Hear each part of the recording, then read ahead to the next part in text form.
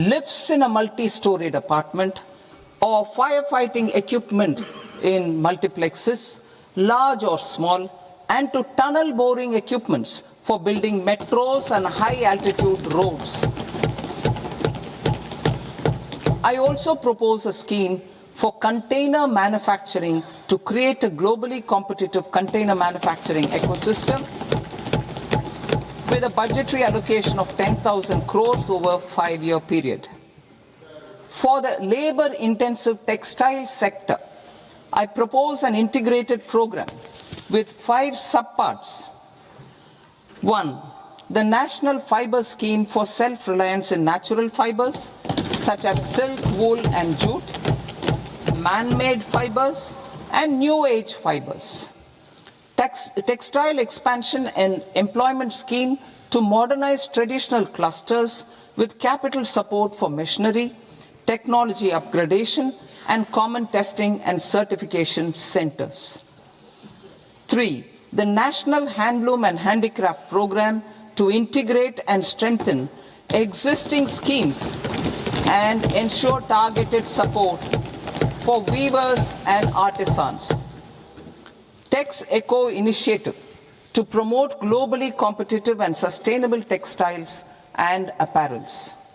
Samarth 2.0 to modernize the upgrade the textile skilling ecosystem through collaboration with industry and academic institutions. Further, I propose to set up mega textile parks in challenge mode. They can also focus on bringing value addition to technical textiles. I propose to launch the Mahatma Gandhi Gram Swaraj initiative to strengthen khadi, handloom, and handicrafts.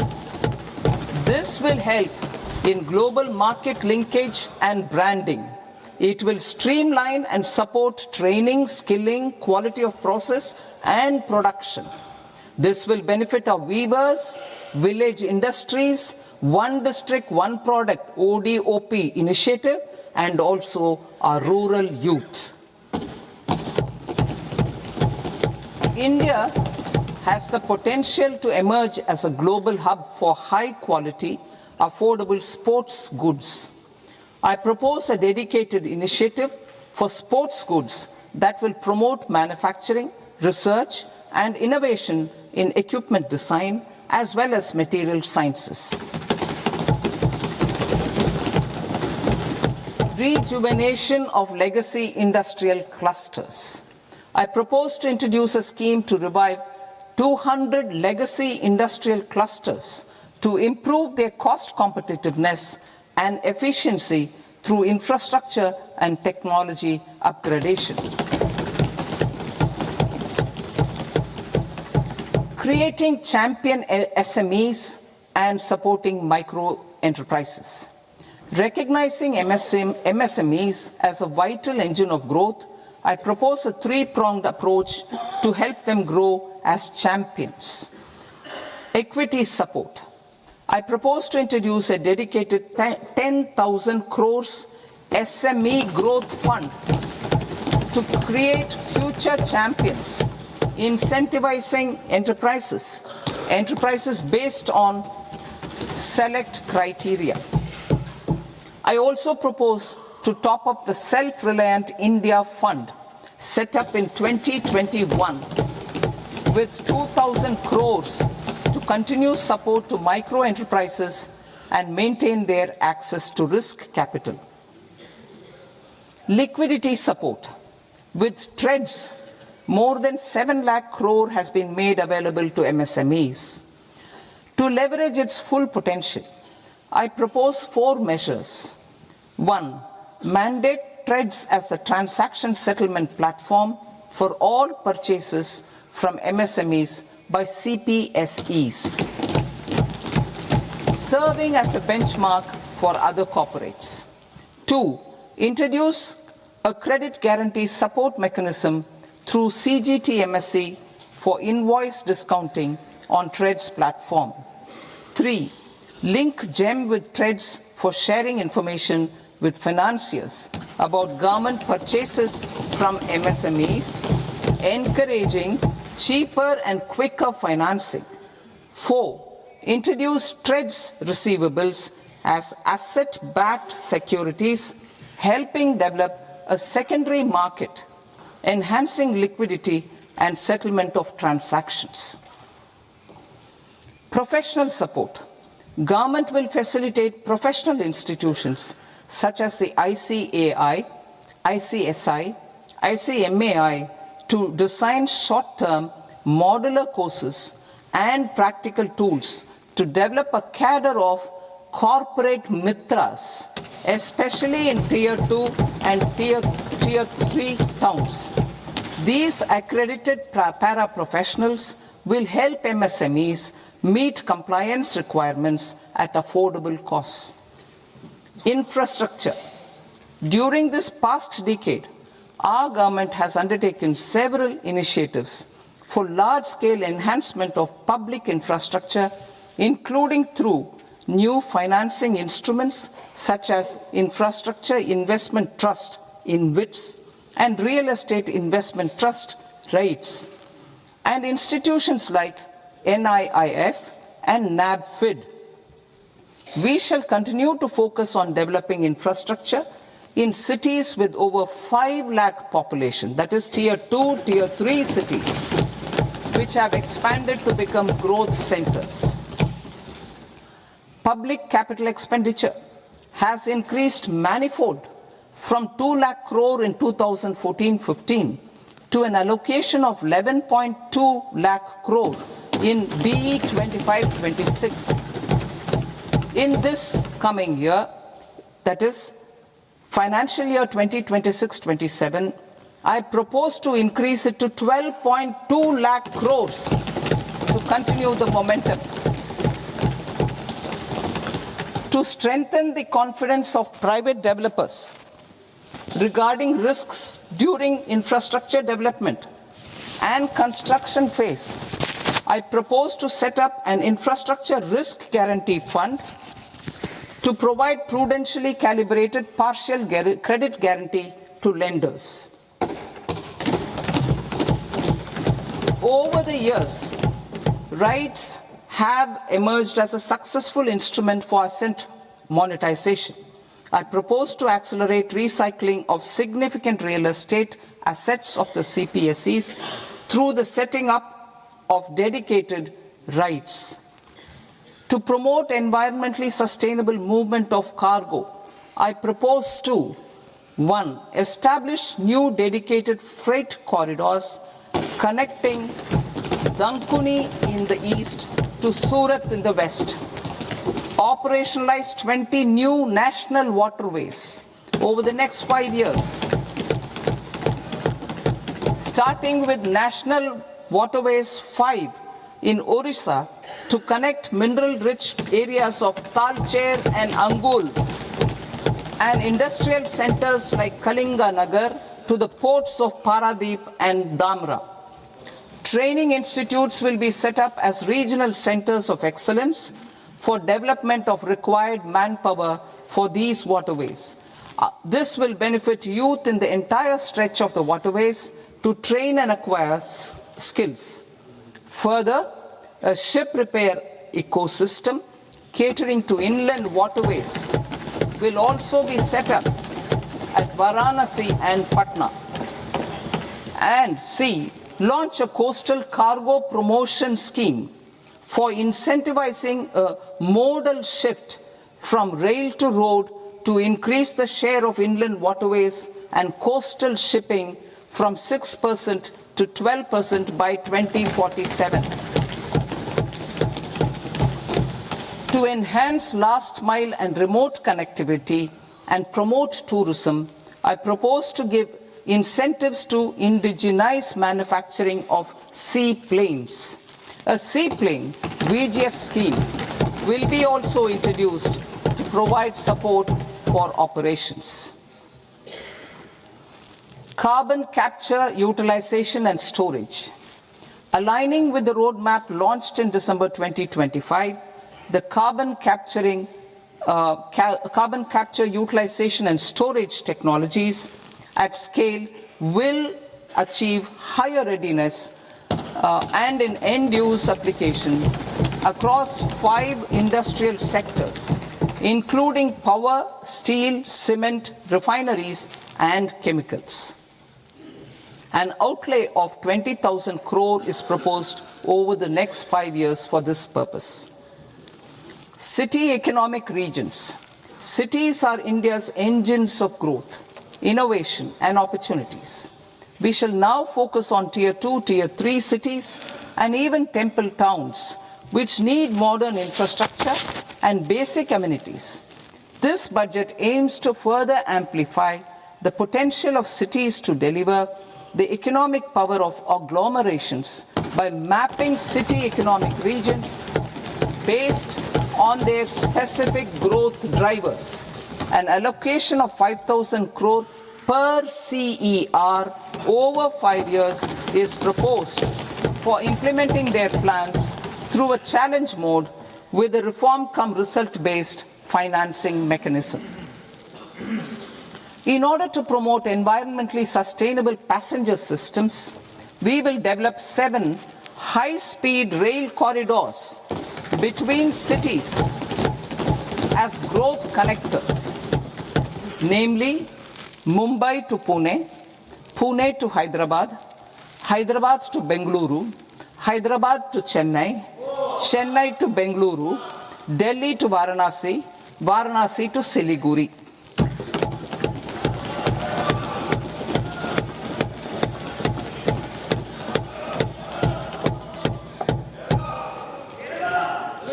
Financial sector. The Indian banking sector today is characterized by strong balance sheet, historic highs in profitability, improved asset quality, and coverage exceeding 98% of villages in the country. At this juncture, we are well placed to futuristically evaluate the measures needed to continue on the path of reform-led growth of this sector. I propose setting up a high-level committee on banking for Vikasit Bharat. High-level committee on banking for Vikasit Bharat to comprehensively review the sector and align it with India's next phase of growth, while safeguarding financial stability, inclusion, and consumer protection.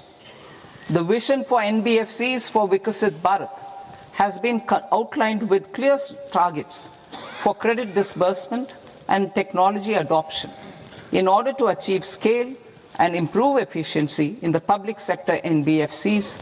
As a first step, it is proposed to restructure the Power Finance Corporation and Rural Electrification Corporation. I propose a comprehensive review of the foreign exchange management non-debt instruments rules to create a more contemporary, user-friendly framework for foreign investments consistent with India's evolving economic priorities. Corporate bond market. I propose to introduce a market-making framework with suitable access to funds and derivatives on corporate bond indices. I also propose to introduce total return swaps on corporate bonds. Municipal bonds. To encourage the issuance of municipal bonds of higher value by larger cities, I propose an incentive of 100 crore rupees for a single bond issuance.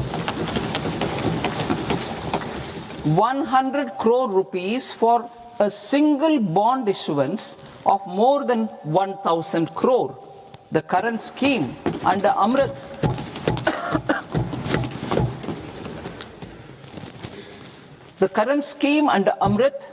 which incentivizes issuances up to 200 crores only, will also continue to support smaller and medium towns.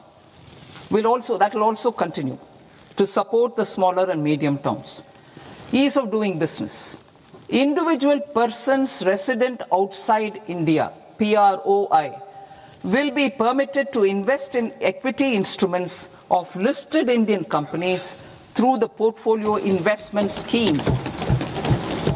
It is also proposed to increase the investment limit for an individual PROI under the scheme from 5% to 10%, with an overall investment limit for all individual PROIs to 24% from the current 10%. Emerging technologies including AI. 21st century is technology driven. Adoption of technology is for the benefit of all people. Farmers in the field, women in STEM, youth keen to upskill, and Divyangjan to access newer opportunities. The government has taken several steps to support new technologies through AI Mission, National Quantum Mission, Anusandhan National Research Fund, and Research and Development and Innovation Fund. Our second kartavya is to fulfill aspirations and build capacities. Close to 25 crore individuals have come out of multi-dimensional poverty through a decade of our government's sustained and reform-oriented efforts.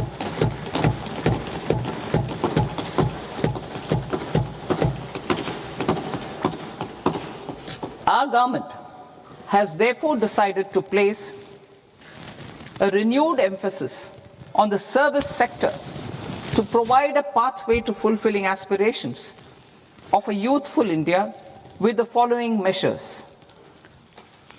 I propose to set up a high-powered education to employment and enterprises standing committee to recommend measures that focus on services sector as a core driver of Vikasit Bharat.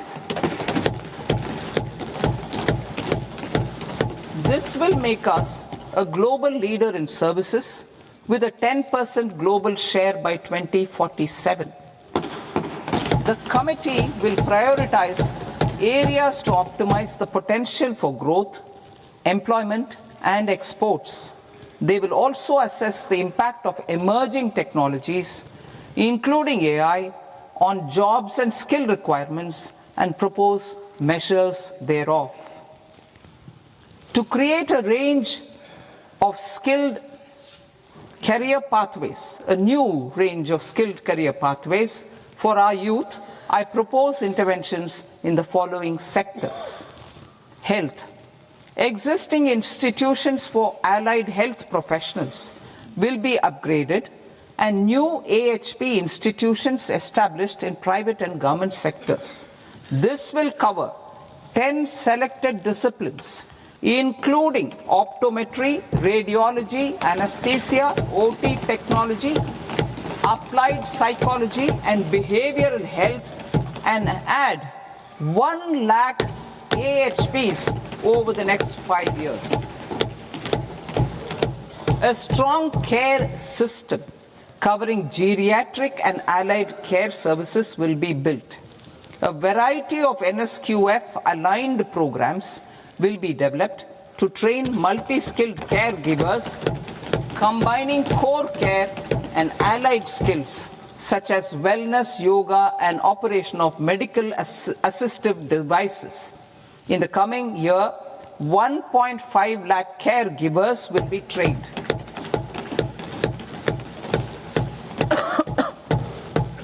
Hubs for medical value tourism. To promote India as a hub for medical tourism services, I propose to launch a scheme to support states in establishing 5 regional medical hubs in partnership with the private sector. These hubs will serve as integrated healthcare complexes that combine medical, educational, and research facilities. They will have Ayush centers, medical value tourism facilitation centers, and infrastructure for diagnostics, post-care, and rehabilitation. These hubs will provide diverse opportunities, job opportunities for health professionals, including doctors and AHPs. Ancient Indian yoga, already respected in several parts of the world, was given a mass global recognition when Honorable Prime Minister took it to the UN. Post-COVID, Ayurveda gained a similar global acceptance and recognition. Exporting quality Ayurveda products helps farmers who grow the herbs and youth who process the products. To meet growing global demand, a few more steps are being taken. I propose to 1. Set up 3 new All India Institutes of Ayurveda. 2. Upgrade Ayush pharmacies and drug testing labs for higher standards of certification ecosystem and make available more skilled personnel. 3. Upgrade the WHO Global Traditional Medicine Center in Jamnagar to bolster evidence-based research, training and awareness for traditional medicine. Animal husbandry. Livestock contributes to close to 16% of farm income, including of poor and marginal households. To scale up availability of veterinary professionals by more than 20,000, I propose to roll out a loan-linked capital subsidy support scheme for establishment of veterinary and para-veterinary colleges, veterinary hospitals, diagnostic laboratories, and breeding facilities in private sector. Collaboration between Indian and foreign institutions will also be facilitated. Orange economy. India's animation, visual effects, gaming and comics sector, AVGC sector, is a growing industry projected to require 2 million professionals by 2030. I propose to support the Indian Institute of Creative Technologies, Mumbai, in setting up AVGC content creator labs in 15,000 secondary schools all over the country and 500 colleges. The Indian design industry is expanding rapidly, and yet there is a shortage of Indian designers. I propose to establish, through Challenge Route, a new National Institute of Design to boost design education and development in the eastern region of India. Education. Our government will support states through Challenge Route in creating 5 university townships in the vicinity of major industrial and logistics corridors. These planned academic zones will host multiple universities, colleges and research institutions, skill centers and residential complexes. In higher education, STEM institutions, prolonged hours of study and laboratory work pose some challenges for girl students. Through VGF, Viability Gap Funding and capital support, 1 girls' hostel will be established in every district.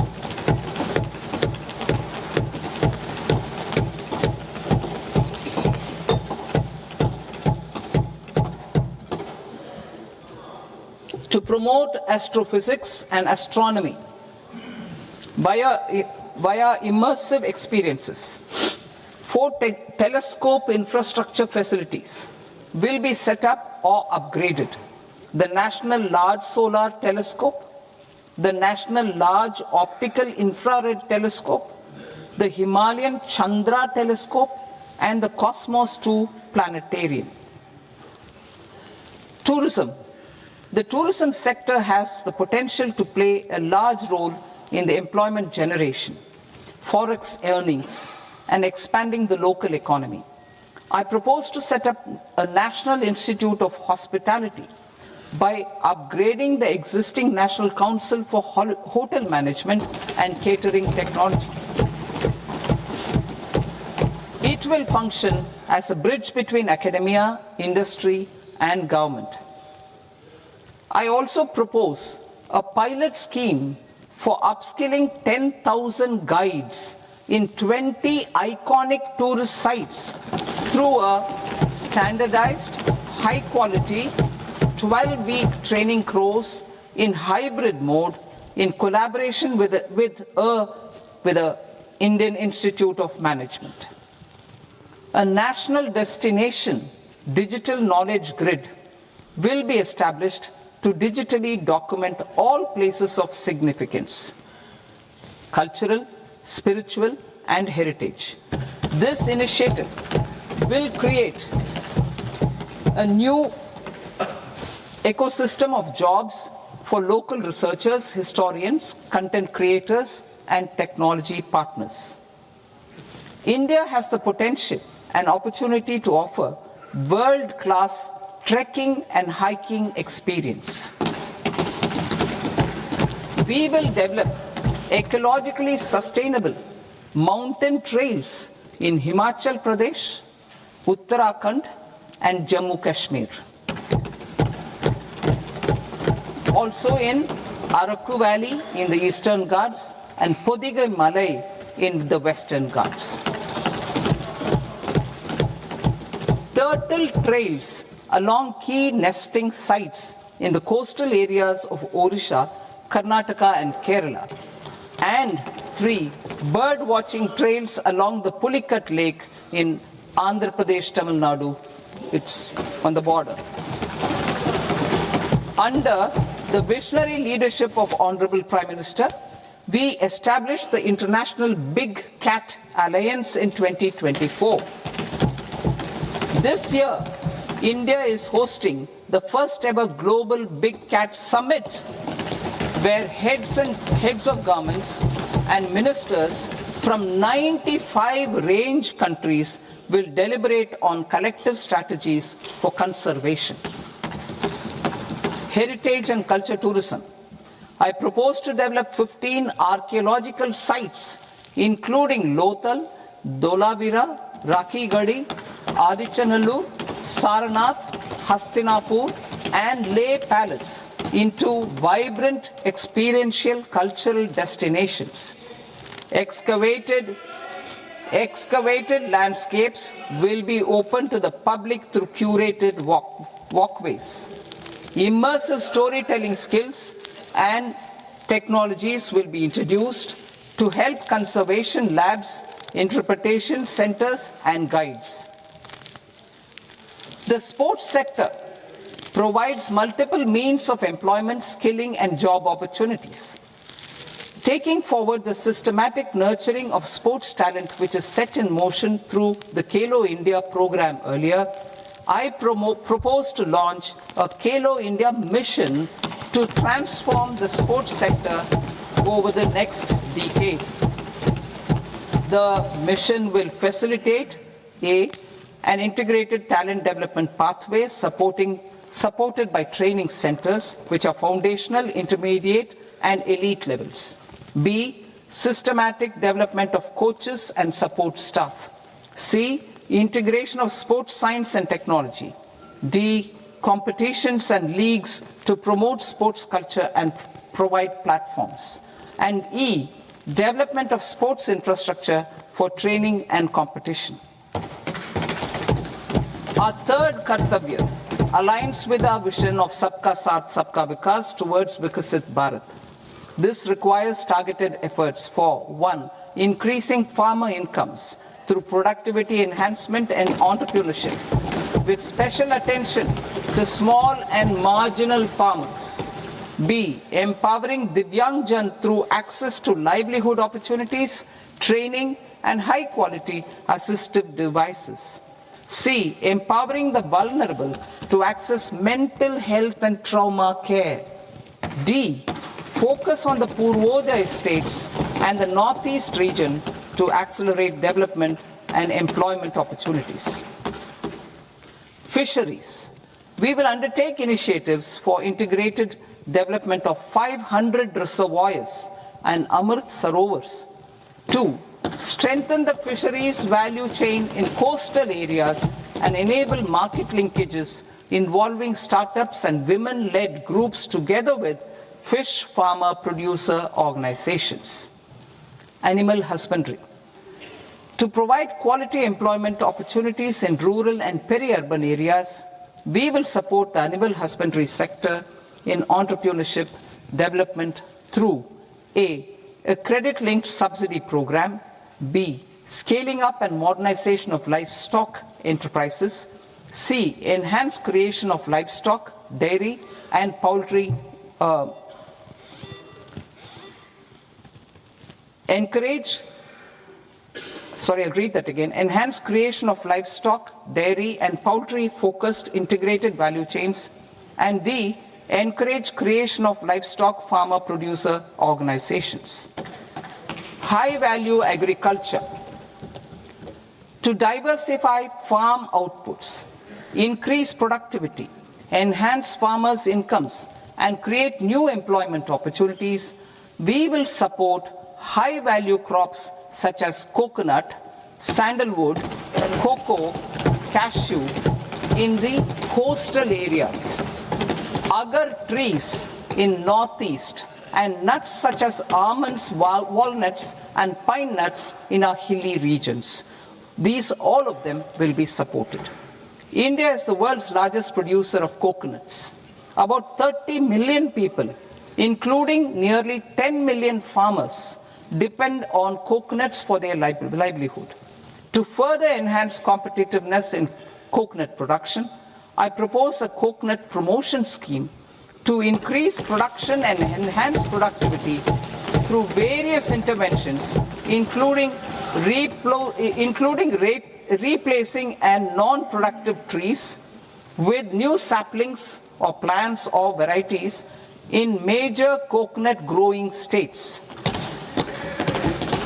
A dedicated program is proposed for Indian cashew and cocoa to make India self-reliant in raw cashew and coconut production and processing, enhance export competitiveness, and transform Indian cashew and Indian cocoa into premium global brands by 2030. Sandalwood. Sandalwood is closely linked to India's social and cultural heritage. Our government will partner with state governments to promote focused cultivation and post-harvest processing to restore the glory of the Indian sandalwood ecosystem, to rejuvenate old, low-yielding orchards, and expand high-density cultivation of walnuts, almonds, and pine nuts. We will support a dedicated program to enhance farmer incomes and in bringing value addition by engaging youth. Bharat Vistar, that is virtually integrated system to access agricultural resources. I propose to launch Bharat Vistar, a multilingual AI tool that shall integrate the AgriStack portals and the ICAR package on agricultural practices with AI systems. This will enhance farm productivity, enable better decisions for farmers, and reduce risk by providing customized advisory support. She Marts for rural women-led enterprises. Building on the success of Lakpati Didi program, I propose to help women take the next step from credit-linked livelihoods to being owners of enterprises. Self-help entrepreneur, She Marts will be set up as community-owned retail outlets within the cluster-level federations through enhanced and innovative financing instruments.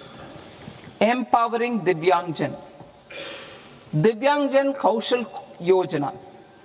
Information technology, AVGC sectors, hospitality and food and beverages sectors often offer task-oriented and process-driven roles which are suitable for Divyangjan We will ensure dignified livelihood opportunities through industry-relevant and customized training specific to each Divyangjan group. Divyang Sahara Yojana, timely access to high-quality assistive devices for all eligible Divyangjan is a fundamental need.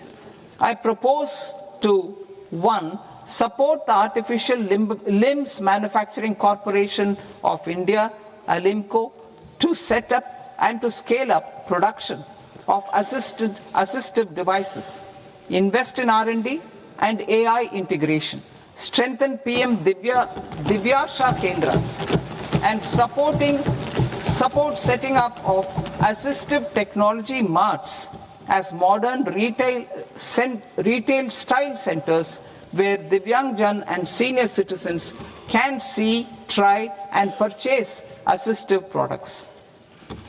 Reaffirming our commitment to mental health and trauma care. There are no national institutes for mental health care in North India. We will therefore set up a NIMHANS 2 and also upgrade national mental health institutes in Ranchi and in Tezpur as regional apex institutions. Emergencies expose families, particularly the poor and vulnerable, to unexpected expenditure.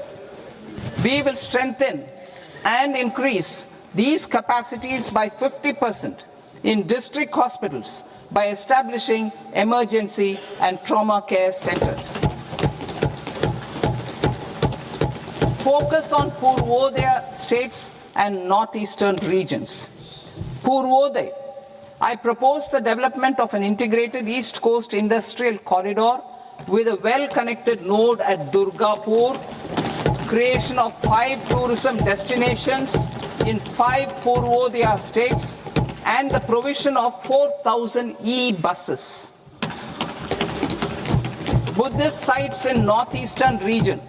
The northeastern region is a civilizational confluence of Theravada and Mahayana or Vajrayana traditions. I propose to launch a scheme for development of Buddhist circuits in Arunachal Pradesh, Sikkim, Assam, Manipur, Mizoram, and Tripura. The scheme will cover preservation of temples and monasteries, pilgrimage interpretation centers, connectivity, and pilgrim amenities. 16th Finance Commission.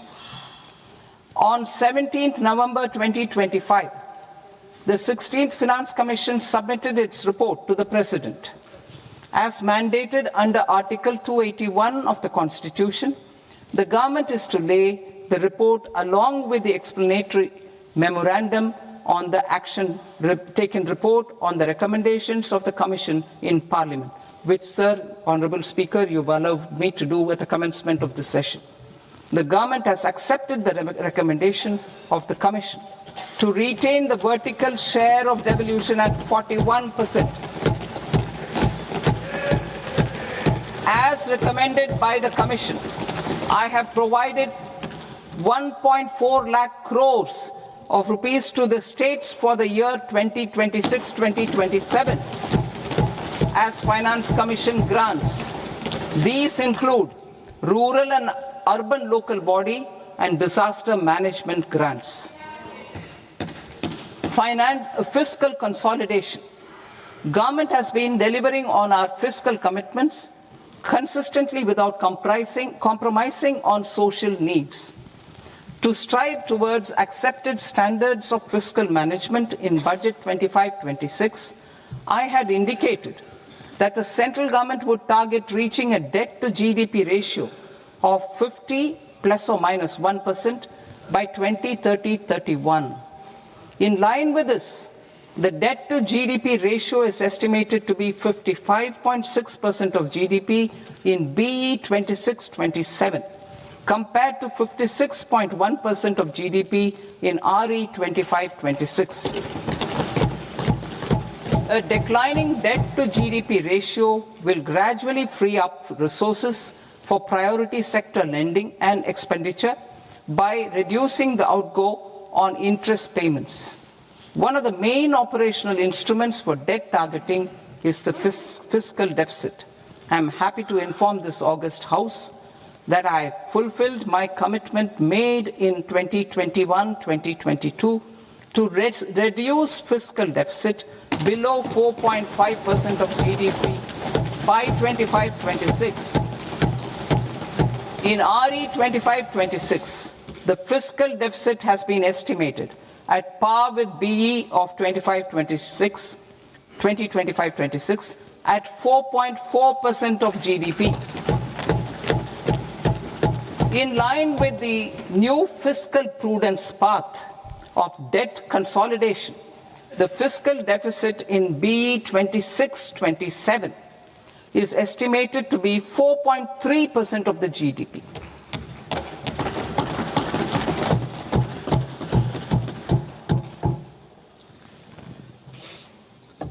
The revised estimates of the non-debt receipts are 34 lakh crore rupees, of which the centre's net tax receipts are 26.7 lakh crore. The revised estimate of the total expenditure is 49.6 lakh crore rupees, of which the capital expenditure is about 11 lakh crores. Budget estimates 2026 to 2027. Coming to 26-27, the non-debt receipts and the total expenditure are estimated as 36.5 lakh crore and 53.5 lakh crore respectively. The centre's net tax receipts are estimated at 28.7 lakh crore rupees. To finance the fiscal deficit, the net market borrowings from dated securities are estimated at 11.7 lakh crore rupees. The balance financing is expected to come from small savings and other sources. The gross market borrowings are estimated at 17.2 lakh crore rupees. I'll now move to Part B. Part B, direct taxes.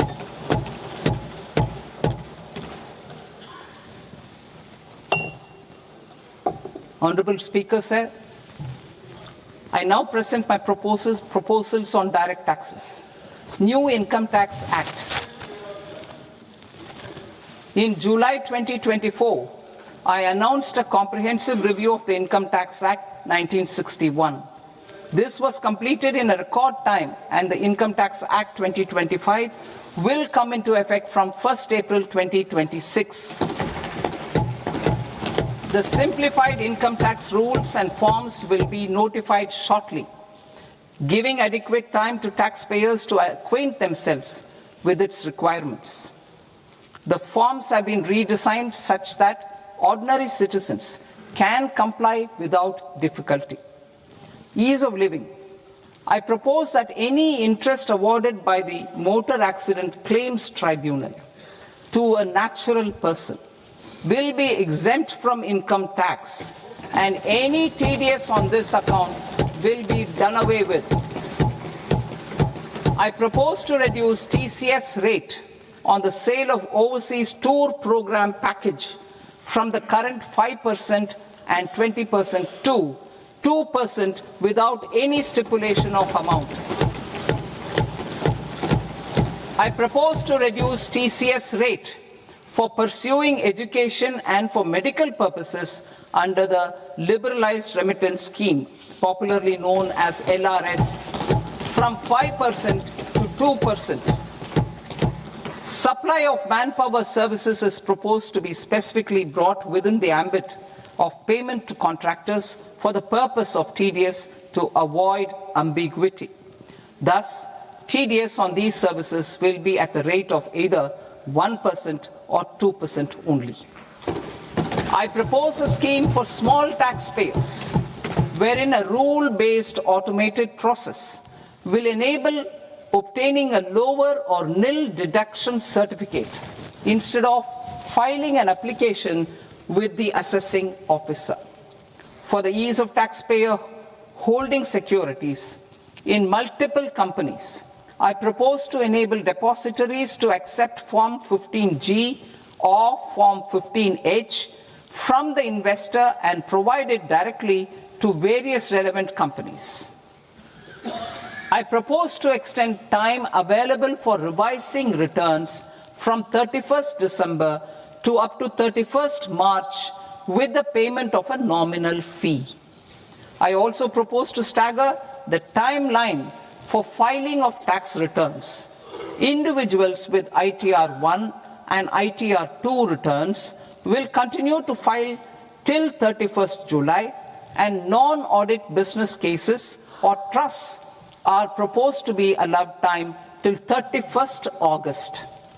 TDS on sale of immovable property by a non-resident is proposed to be deducted and deposited through resident buyers and his or her PAN-based challan instead of requiring a TAN, which is a temporary accounting number.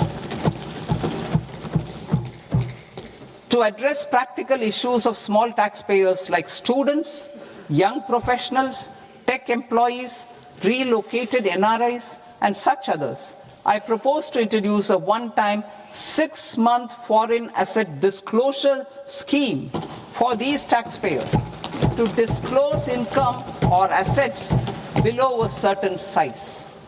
This scheme would be applicable for two categories of taxpayers, namely A, who did not disclose their overseas income or assets, and B, who disclosed their overseas income and or paid due tax but could not declare the asset acquired. For category A, the limit of undisclosed income or asset is proposed to be up to 1 crore rupees. They need to pay 30% of fair market value of asset or 30% of undisclosed income as tax and 30% as additional income tax in lieu of penalty, and would thereby get immunity from prosecution. For category B, asset value is proposed to be up to 5 crore rupees. Here, immunity from both penalty and prosecution will be available with a payment of fee of 1 lakh rupees. Rationalizing penalty and prosecution. Multiplicity of proceedings are hindrance to the ease of doing business. I propose to integrate assessment and penalty proceedings by way of a common order for both. There will be no interest liability on the taxpayer on the penalty amount for the period of appeal before the first appellate authority, irrespective of the outcome of appeal process. Further, quantum of prepayment is being reduced from 20% to 10% and will continue to be calculated only on core tax demand. As an additional measure for reducing litigation, I propose to allow taxpayers to update their returns even after reassessment proceedings have been initiated, and an additional 10% tax rate over and above the rate applicable for the relevant year. The assessing officer will then use only this updated return in his proceedings. There is already a framework for immunity from penalty and prosecution in the cases of underreporting. I propose to apply this framework for immunity to misreporting too. However, in such a case, the taxpayer will need to pay 100% of the tax amount as an additional income tax over and above the tax and interest due. Penalties for certain technical defaults, such as failure to get accounts audited, non-furnishing of transfer pricing audit report, and default in furnishing statement for financial transactions, are proposed to be converted into fee.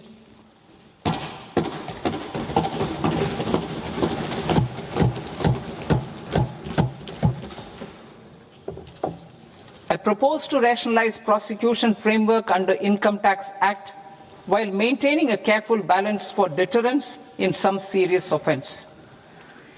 Non-production of books of account and documents and requirement of TDS payment where payment is made in kind are being decriminalized. Further, minor offences will attract fine only. The remaining prosecutions will be graded commensurate with the quantum of offence. They will entail only simple imprisonment with maximum imprisonment reduced to 2 years and power to courts to convert even those into fines. There is no penalty. There is no penalty presently for non-disclosure of non-immovable foreign assets with aggregate value less than 20 lakh rupees. I propose to also provide them with immunity from prosecution with retrospective effect from 1/10/2024.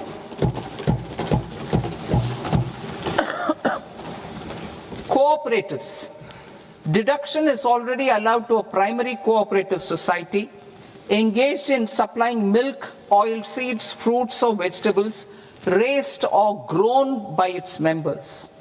I propose to extend this deduction to also include supply of cattle feed and cotton seed produced by its members. I propose to allow inter-cooperative society dividend income as deduction under the new tax regime to the extent it is further distributed to its members. I further propose to allow exemption for a period of 3 years to dividend income received by a notified national cooperative federation on their investments made in companies up to 31/1/2026. This exemption would be allowed only for dividends further distributed to its member cooperatives. Supporting IT sector as India's growth engine.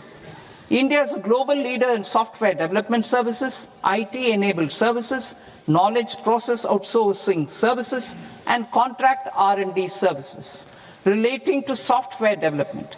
These businesses and their segments are quite interconnected with each other. All these services are proposed to be clubbed under a single category of information technology services with a common safe harbor margin of 15.5% applicable to all. The threshold for availing safe harbor for IT services is being enhanced substantially from 300 crore rupees to 2,000 crore rupees.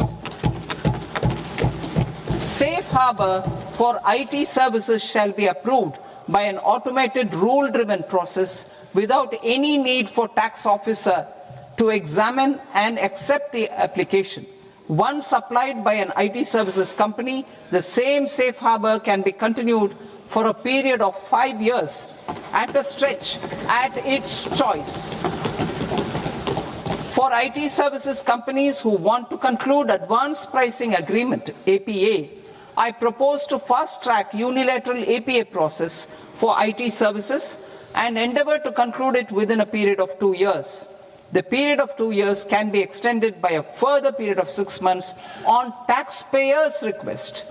I propose to extend the facility of modified returns available to the entity entering APA to its associated entities also. Attracting global business and investment. Recognizing the need to enable critical infrastructure and boost investment in data centers, I propose to provide tax holiday till 2047 to any foreign company that provides cloud services to customers globally by using data center services from India. It will, however, need to provide services to Indian customers through an Indian reseller entity. I also propose to provide a safe harbor of 15% on cost in case the company providing data center services from India is a related entity. To harness the efficiency of just-in-time logistics for electronic manufacturing, I propose to provide safe harbor to non-residents for component warehousing in a bonded warehouse at a profit margin of 2% of the invoice value. The resultant tax of about 0.7% will be much lower than in competing jurisdictions. To provide fillip to toll manufacturing in India, I propose to provide exemption from income tax for 5 years to any non-resident who provides capital goods, equipment, or tooling to any toll manufacturer in a bonded zone. To encourage vast pool of global talent to work in India for a longer period of time, I propose to provide exemption to global, non-India sourced income of a non-resident expert for a stay period of 5 years under notified schemes. I propose to provide exemption from minimum alternate tax, the MAT, to all non-residents who pay tax on presumptive basis. Tax administration. I propose to constitute a joint committee of Ministry of Corporate Affairs and Central Board of Direct Taxes for incorporating the requirements of income computation and disclosure standards, the ICDS, in the Indian Accounting Standards, IND AS itself. Separate accounting requirement based on ICDS will be done away with from the tax year 27-28.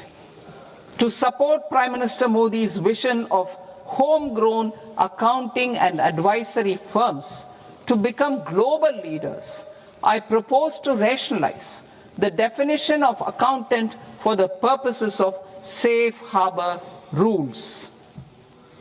Other tax proposals. Change in taxation of buyback was brought in to address the improper use of buyback route by promoters. In the interest of minority shareholders, I propose to tax buyback for all types of shareholders as capital gains. However, to disincentivize misuse of tax arbitrage, promoters will pay an additional buyback tax. This will make effective tax 22% for corporate promoters. For non-corporate promoters, the effective tax will be 30%. TCS rate for sellers of specific goods, namely alcoholic liquor, scrap, and minerals, will be rationalized to 2%, and that on tendu leaves will be reduced from 5% to 2%. I propose to raise the STT on futures to 0.05% from the present 0.02%. STT on options premium and exercise of options are both proposed to be raised to 0.15% from the present rate of 0.1% and 0.125% respectively. We reformed the taxation landscape for corporates in 2019 by providing them a simplified regime with lower tax rate so that they could productively focus on business rather than on claim of deductions and exemptions. To encourage companies to shift to the new regime, set off of brought forward MAT credit, minimum alternate tax credit, is proposed to be allowed to companies only in the new regime. Set off using available MAT credit is proposed to be allowed to an extent of 1/4 of the tax liability in the new regime. MAT is proposed to be made final tax, so there will be no further credit accumulation from 1st April 2026. In line with this change, the rate of final tax is being reduced to 14% from the current MAT rate of 15%. The brought forward MAT credit of taxpayers accumulated till 30th March 2026 will continue to be available to them for set-off as above. Indirect taxes. I shall now take up proposals related to indirect taxes. My proposals for customs and central excise aim to further simplify the tariff structure, support domestic manufacturing, promote export competitiveness, and correct inversion in duty. To continue weeding out long continuing customs duty exemptions, I propose to remove certain exemptions on items which are being manufactured in India or where the imports are negligible. Similarly, to further simplify the process of ascertaining the rate of duty applicable on a particular item, I propose to incorporate certain effective rates in various customs notifications to the tariff schedule itself. I shall now take up sector-specific proposals. Promotion of exports of marine, leather, and textile products. I propose to increase the limit for duty-free imports of specified inputs used for processing seafoods for export from the current 1% to 3% of FOB value of the previous year's export turnover. I also propose to allow duty-free imports of specified inputs, which is currently available for exports of leather or synthetic footwear, to exports of shoe uppers as well. I propose to extend the time period for export of final product from the existing 6 months to 1 year for exporters of leather or textile garments, leather or synthetic footwear, and other leather products. Energy transition and security.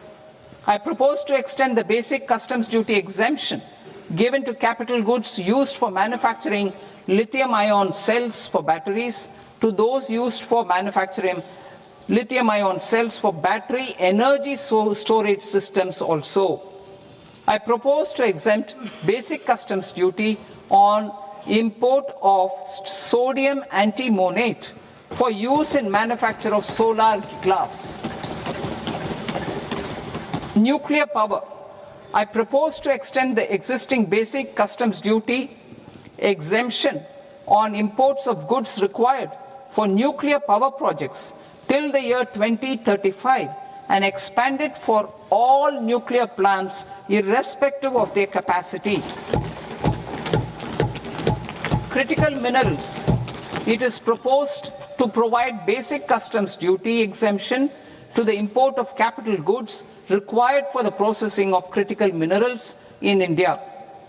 Biogas blended CNG. I propose to exclude the entire value of biogas while calculating the central excise duty payable on biogas blended CNG. Civil and defense aviation. I propose to exempt basic customs duty on components and parts required for the manufacture of civilian training and other aircrafts. It is proposed to exempt basic customs duty on raw materials imported for the manufacture of parts of aircraft to be used in maintenance, repair, or overall requirements by units in the defense sector. Electronics. To deepen value addition in the consumer electronics sector, I propose to exempt basic customs duty on specified parts used in the manufacture of microwave ovens. Special economic zone.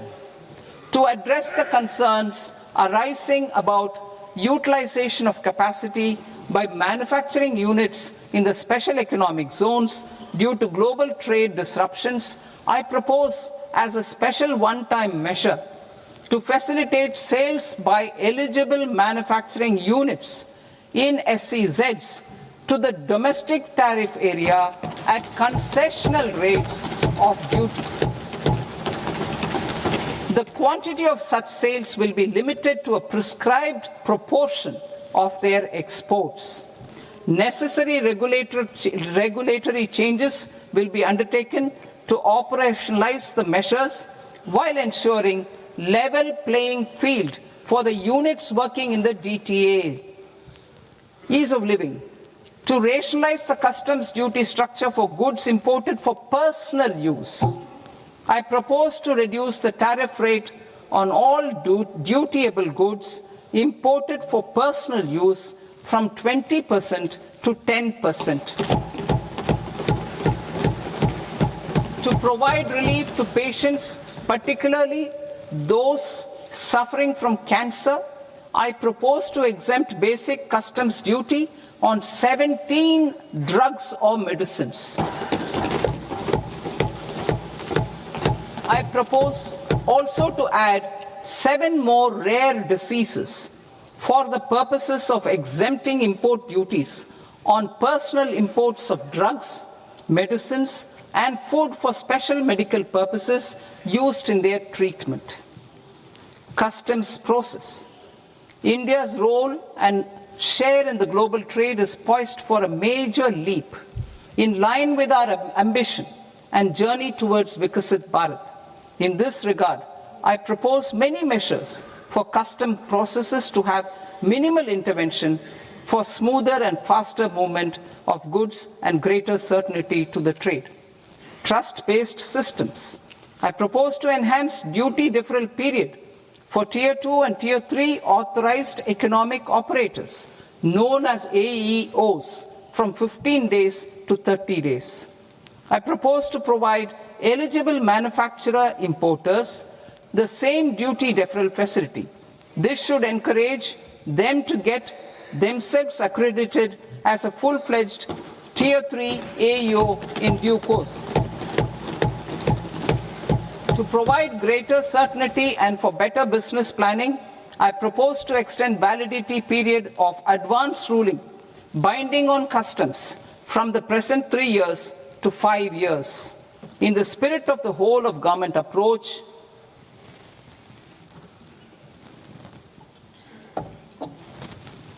government agencies will be encouraged to leverage AEO accreditation for preferential treatment in clearing their cargo. Regular importers with trusted long-standing supply chains will be recognized in the risk system so that the need for verification of their cargo every time can be minimized. Export cargo using electronic sealing. Export cargo using electronic sealing will be provided through clearance from the factory premises to the ship. For import of goods not needing any compliance, filing of bill of entry by a trusted importer and arrival of goods will automatically notify customs for completing their clearance formalities. This will enable goods to be released immediately on arrival. The customs warehouse framework will be transformed into a warehouse operator-centric system with a self-declarations, electronic tracking, and risk-based audit. These reforms will move away from the current system of officer-dependent approvals and reduce transaction delays and compliance costs. Ease of doing business. Approvals required for cargo clearance from various government agencies will be seamlessly processed through a single and interconnected digital window by the end of the financial year.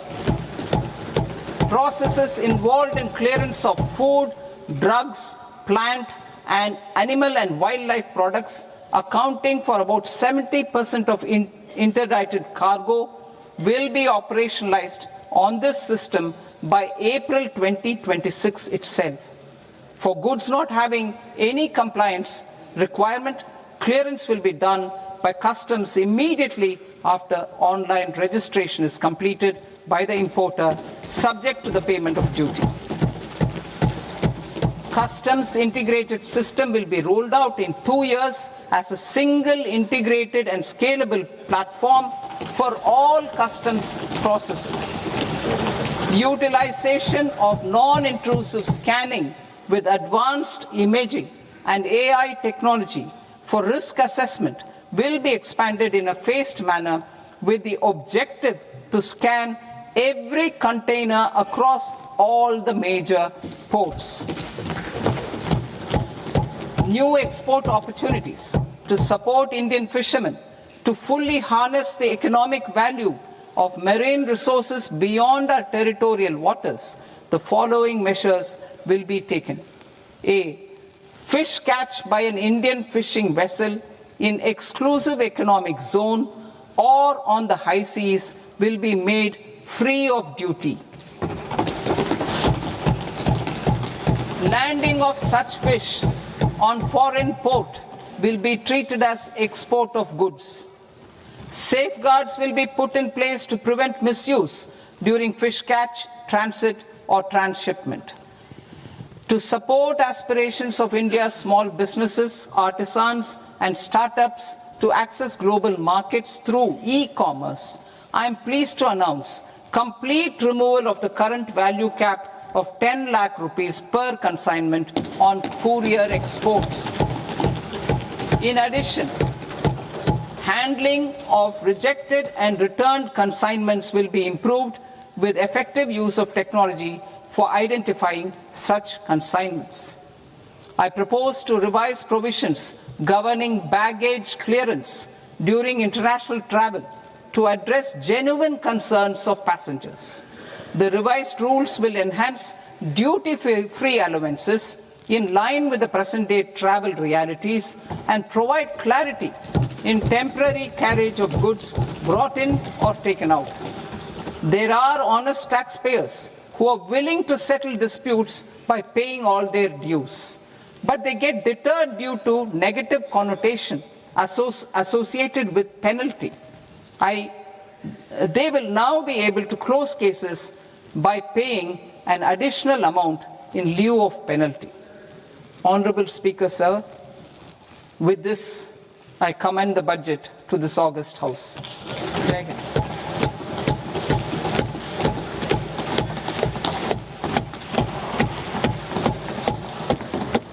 One and a half hours. Item number 3 माननीय वित्त मंत्री जी।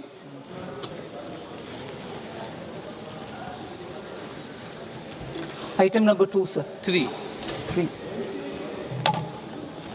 Sir, with your permission, I rise to lay on the table of the following statements under Section 3, 1 of the Fiscal Responsibility and Budget Management Act of 2003. Medium-term fiscal policy, fiscal policy strategy statement, and macroeconomic framework statement. Item number 4 माननीय वित्त मंत्री जी। Sir, with your permission, I move for leave to introduce the Finance Bill 2026. प्रश्न ये कि विधेयक को पुनर्स्थापित करने की अनुमति प्रदान की जाए। जो सदस्य इस पक्ष में हाँ गए, जो सदस्य विरोध में ना गए, मेरे विचार में निर्णय हाँ वालों के पक्ष में हाँ वालों के पक्ष में अनुमति प्रदान की जाती है। माननीय मंत्री जी, अब विधेयक पुनर्स्थापित करें। Sir, I introduce the bill. माननीय सदस्यगण, आपको सूचित किया जाता है कि माननीय वित्त मंत्री जी के बजट भाषण की कॉपी पब्लिकेशन काउंटर पर ली जाती है। बजट भाषण और बजट से संबंधित दस्तावेज आपके मोबाइल फोन और मेंबर पोर्टल्स पर ही उपलब्ध है। सभा की कार्रवाई कल सोमवार दिनांक 2 फरवरी 2026 को प्राप्त 11 बजे तक के लिए स्थगित की जाती है।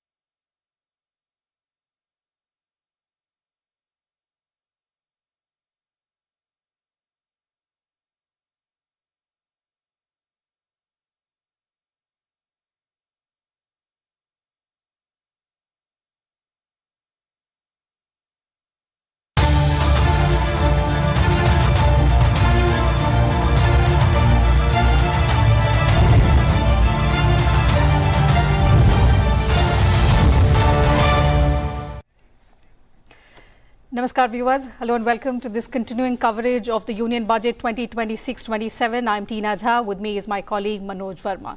So you heard the finance